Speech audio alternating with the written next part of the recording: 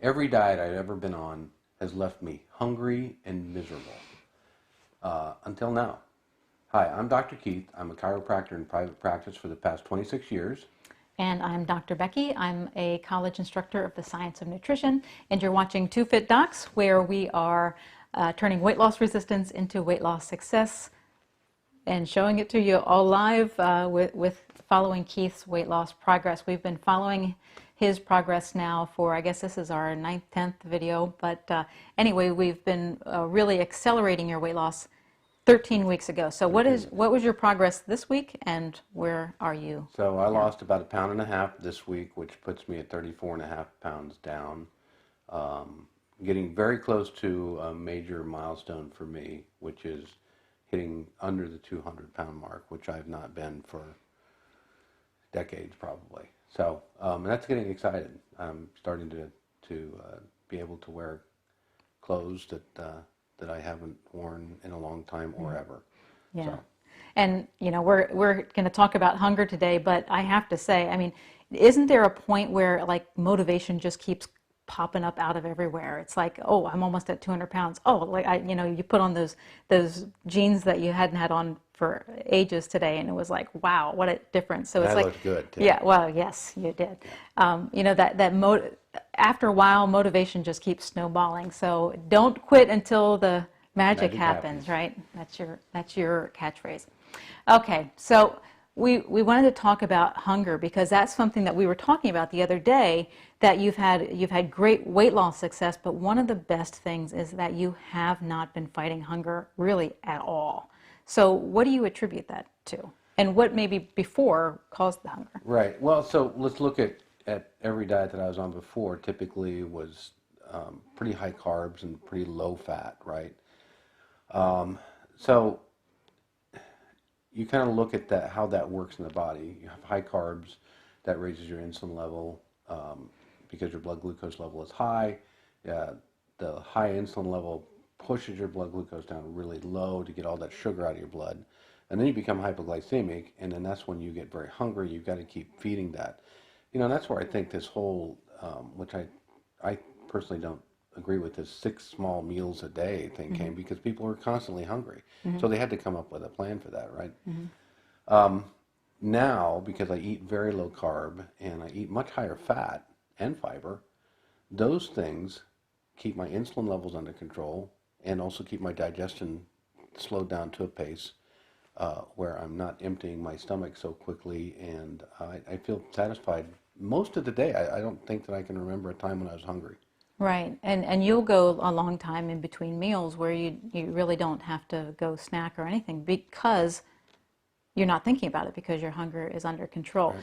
And that is a big trap. So, you know, if you are somebody who you feel like you're always eating but you're always hungry, it probably has a lot to do with the food choices that you're making and picking foods that are digesting too quickly. I should say picking carbohydrates that will digest too quickly. And it all does have to do with that insulin level. Keeping when insulin is surged into your body, insulin is a hormone that causes fat storage. So if you think about it, it's when insulin is in your blood, it is pushing fat into storage. It's pushing all the sugar and the fatty acids and things in your blood into storage. That means they're no longer in your blood. So they're not going to be there available for energy. Your brain gets this message that, hey, we don't have any readily available energy. We need to eat again. So you're constantly in that vicious cycle that's causing you to eat all the time, but you're always hungry. Yeah, that's right.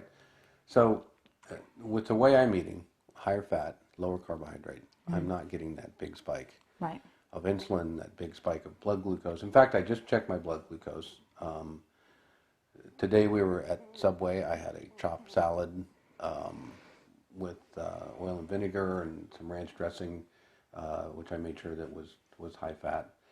About an hour later, I just checked my blood glucose. It was 110, which typically after a meal, you're going to probably get a spike up to 180, 200, and then it's going to come back down. 110 is a resting rate for a lot of people. So Yeah. My meal did not spike my insulin level, Right. Unless it spiked it a little bit. Right. And it's now in there. It's digesting slowly. It's dripping sugar and fatty acids into your bloodstream, which allows your body to use that available energy instead of having to store it into your fat cells. Right. So it is a balance of getting the right food choices in to control your hunger. If you are feeling like you're hungry a lot, you need to look at your fiber content and you need to look at your fat content. If you want to know kind of what Keith eats on a daily basis, we put together a starter pack. It talks about our 0-1-2-3 strategy, which is really a way of getting a lot of good high fiber, low calorie vegetables into your daily diet. And it also shares the high fat foods that we've put into his diet, some of the carbohydrates that we've taken out.